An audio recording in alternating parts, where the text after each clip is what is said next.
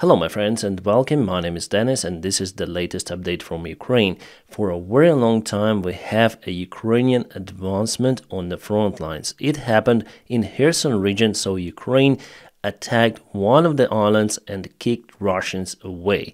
This island is called Nestriha Island. It is placed between the streams of the Dnipro River and very close to the Black Sea. You may say that this Ukrainian army success is not that important, but it is, because I believe that Ukraine might potentially expand this bridgehead even further, liberating all of this area. In its turn, it will create a big massive bridgehead on the other part of the shore for the future possible advancement, not this year, but maybe the next one. By the way, the situation in Crimea is stabilized and Russia is unable to kick Ukrainians out. There was no advancement the last months. Mostly Russia is concentrated on the east, near Bakhmut and Avdiivka. But let's go back to this island and the region in general.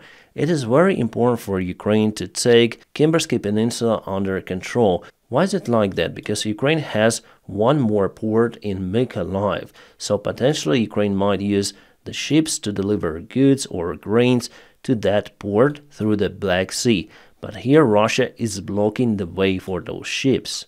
Let's say the Russian defense lines in this area, they're not so robust as, for example, they built in Zaporizhia over here. No, and also they don't have lots of the forces in this particular place, so potentially Ukraine might use this bridgehead to advance towards this road and cut supplies for the Russian army in the Kimbersky Peninsula. Yeah, for now it's early to speak about it, but I see the preparation of Ukrainian army for the future steps. And obviously, liberation of any sort of the territory is a good sign for Ukraine. You may say that there is no red color in a place, but Russians definitely had some of the bridgeheads in those islands. And sometimes Russians use those to attack Ukrainian boats, because according to statistics, sometimes we see how Ukraine loses boats, but the Russian army loses boats more often. The Ukrainian Marines were responsible for this mission. By the way, those Marines are keeping all of those bridgeheads under control in Aleshki and also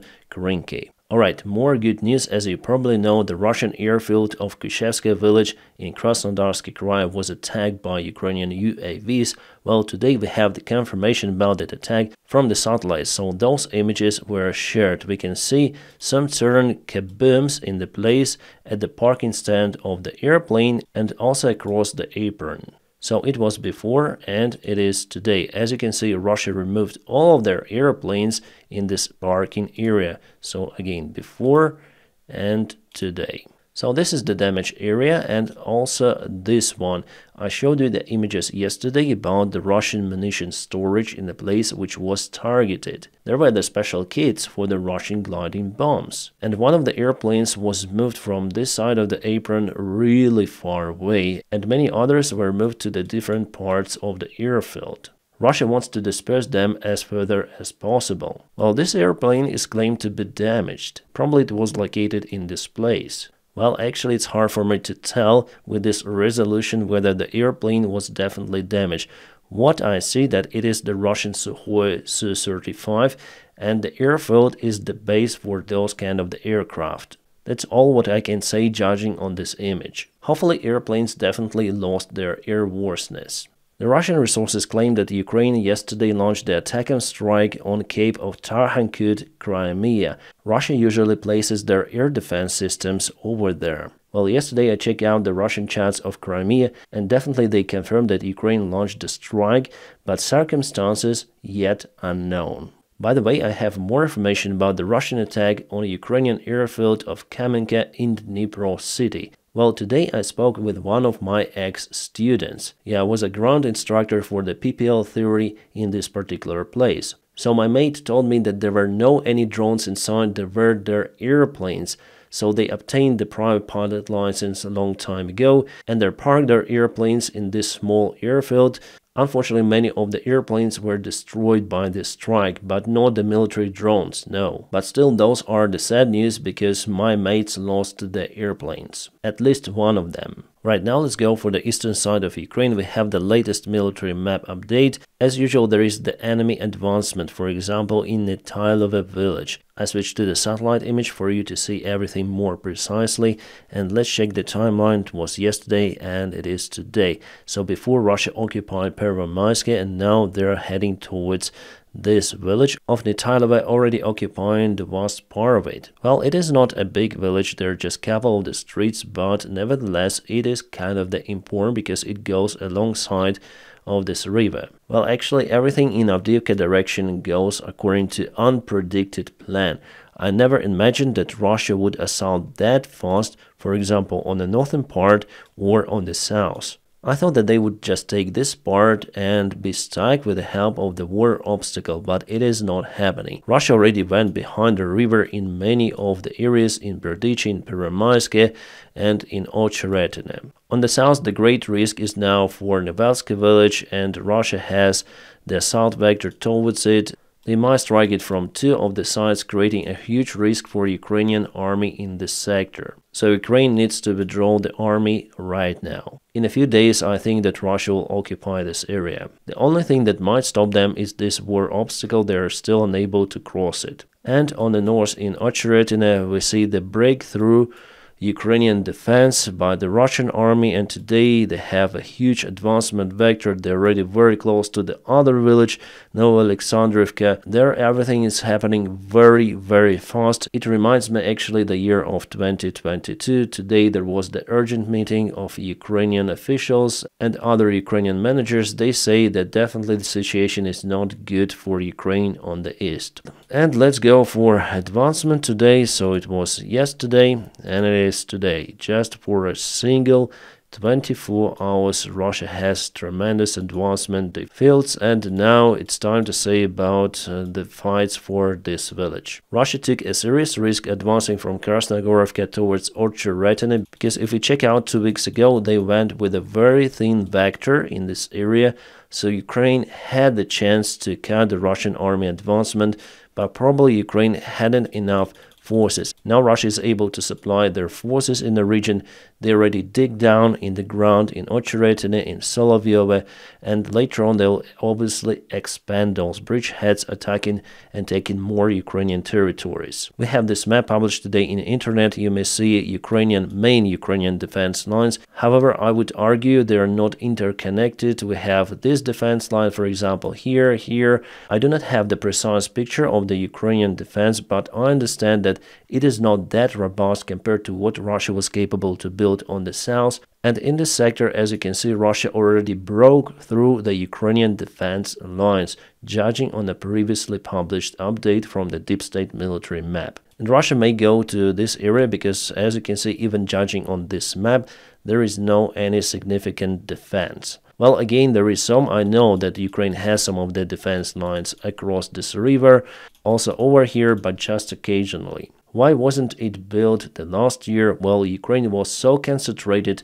on offensive operation on the south that Ukrainian government and military command decided to invest everything in Ukrainian counteroffensive, which, as we know, didn't reach its goals. And now Ukrainian defense struggles stopping the Russian offensive. By the way, Russia hasn't yet announced a new mobilization for their army. Yes, they hire soldiers and they pay them a lot, so they have many volunteers, which is pretty much enough for them in the current situation. They do not have such a mobilization that goes in Ukraine. Yeah guys, I recorded the video about the mobilization in Ukraine and why it bogged down. It's my personal opinion, but I do not want to say anything bad on this main channel because this information could be used against Ukraine. We have lots of the views and followers here, so I need to encourage people to believe in Ukraine. And finally, yes, I believe myself that Ukraine will win in this war.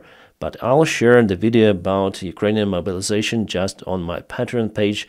I think I'll edit it and publish today. So, my friends, if you want to support the job that I do on YouTube daily, you may support me also on Patreon, and there I'll publish more of the unique content for you. Some of my latest videos were demonetized, so I rely on your support on Patreon. For it, you may check the link in the video description just below or scan the QR code available on the screen. Thank you so much for your awesome support. Alright, and here we have the zoomed out data from the other source. The Micro Center 3 uses it in his analysis. Here you can see the main Ukrainian defense line. It is quite far away from the front lines. And strangely, I don't see any defense in this sector. But Russia advances from the site to reach, for example, Chasiv Yar. Their goal is to occupy the settlement till 9th of May, when Russia celebrates a victory in a great patriotic war, which was the part of the Second World War. For them personally, Russia was capable to deliver to Moscow lots of the trophied units, mostly Western-made equipment, as you can see, even Leopard 2A6. And here you can see Bradley. Some of the other vehicles, I think this is the CV-90. They also placed the flags of the countries which delivered those vehicles to Ukraine. Yeah, they have lots of the vehicles, and this is the French tank. Probably I know how it was captured. It went to the trench upside down, crew left the vehicle and enemy captured it, so this particular unit is in perfect condition. Some of the modifications of the Ukrainian-made vehicles too. Here they want to show that they're against the whole world, so all of the countries do support Ukraine and Russia is capable to withstand that huge force they are fighting against NATO. But in fact, Ukraine has just a very tiny, limited support from the allies, obviously compared to the massive resource of the NATO countries. Also, Russians captured one of the Abrams tanks and also will deliver it to Moscow. Well, this tank is totally demolished by Ukrainian side. It was left in Avdiivka direction, but later on Ukrainian FPV drones tried to hit it hard, as well as Ukrainian artillery. But still, as you can see, it is in one piece, and Russia decided to use it for their propaganda. Let's go back to the front lines review. So Russia advanced also from Novomikhailivka. It was yesterday, and today they captured all of those fields, and they used Novomikhailivka as their new bridgehead for the further advancement. The fights will ongo for Konstantinivka. In this region, Russia wants to capture Krasnohorivka.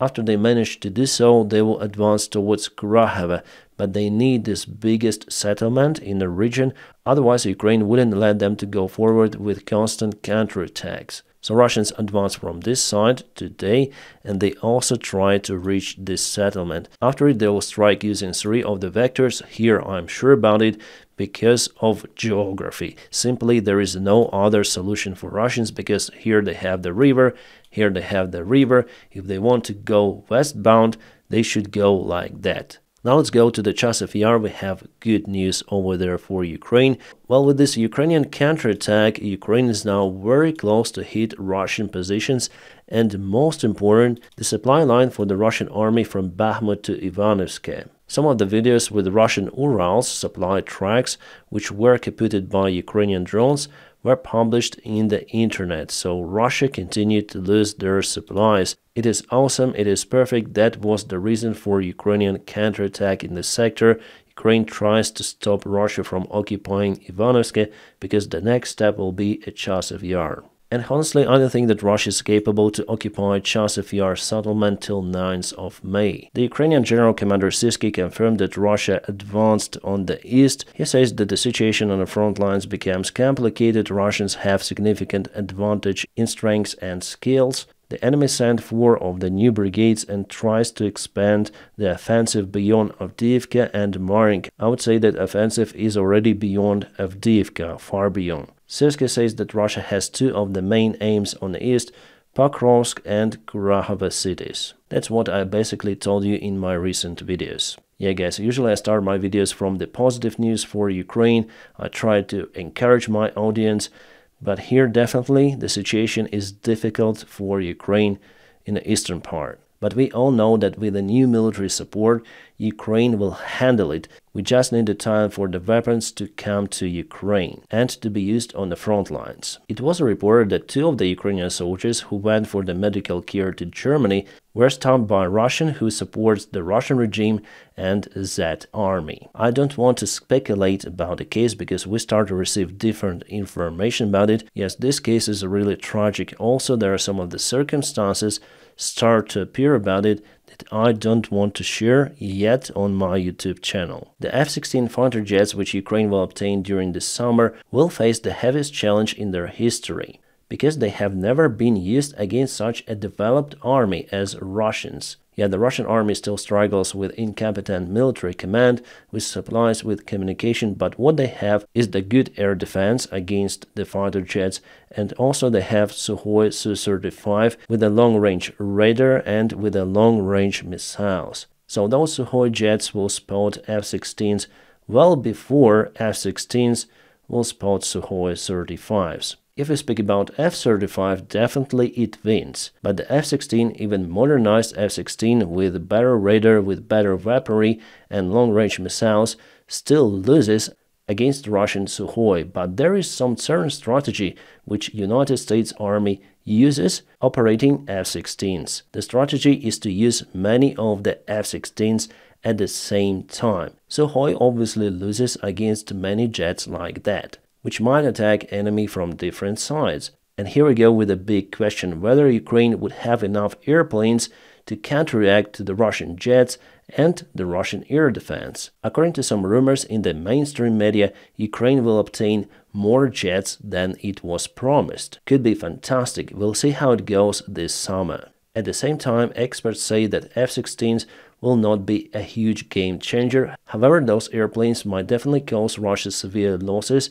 and gradually reduce the Russian gliding bomb strikes. A British defense minister in his interview to The Times said that Italy will join the support of the Scalp or the Storm Shadow cruise missiles to Ukraine. However, we don't have the confirmation about the supplyment of those from Italian officials. Hopefully, this information is correct. I think it is because it is coming from the UK defense minister. Alright, we have a Telegram gate in Ukraine. As you probably know, some of the Ukrainian politicians and officials decided to block many of the Telegram channels. They wanted to block the channels which criticize Ukrainian government instead. So they asked Apple to push Telegram and it worked. But I think that it was a very bad thing to do, because today Telegram also blocked the channels which are connected to Ukrainian intelligence, Ukrainian army.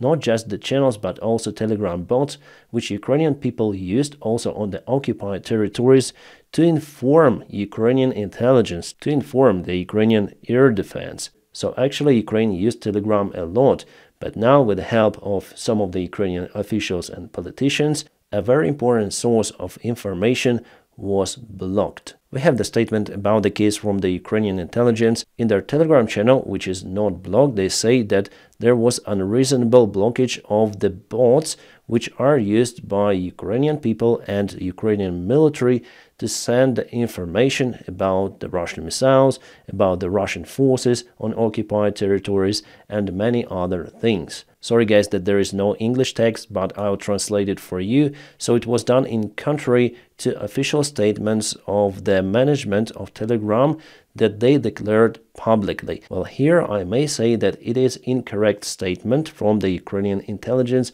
because actually Durov stated on his official channel that he'll block all of the bots which are used from both of the sides. It is the policy of Telegram. Let me show you that statement. I already shared it on my Telegram channel. We still banned accounts and bots that collect coordinates to target strikes or post direct personal information which calls for violence, to violence. He said, we don't want Telegram to be a tool of violence, so please report such channels, bots. So those bots were reported, Ukrainian bots that collected information for violence, in this case violence against Russians. I'm sure that the same bots will be banned or already banned for the Russian army. Basically, it is a policy of the platform. It may choose any sort of the policy, as for example YouTube, but still you have much less censorship on Telegram compared to the other platforms. That is why I decided to use it for my daily updates as well. I publish the information if it appears at first on Telegram. And all of this situation with the Ukrainian intelligence bots wouldn't happen if Ukrainian officials and politicians hadn't been so oriented on blocking Telegram.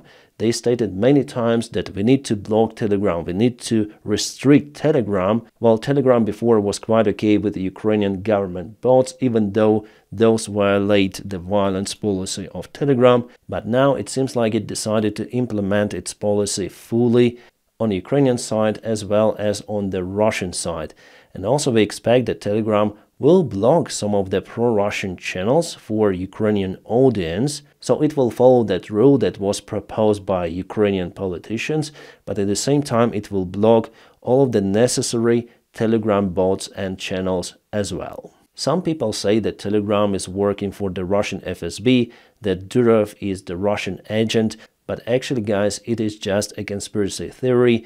Davydov was forced to leave Russia. He's now living in Dubai, and actually he got a very hard time with the Russian officials before, so I wouldn't say that he is really working for the FSB. However, it is also possible, as everything is possible in this world, but I'll still keep my Telegram channel. I think that I do a proper job using this platform.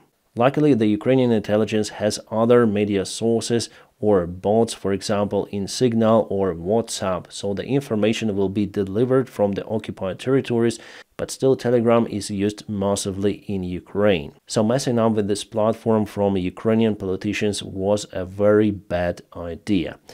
Right, my friends, I'm gonna keep you updated on situation in Ukraine. Now, don't forget to press your huge like for this video. By doing so, you help me a lot. And as usual, I wish you all a peaceful sky wherever you are, and have a great time.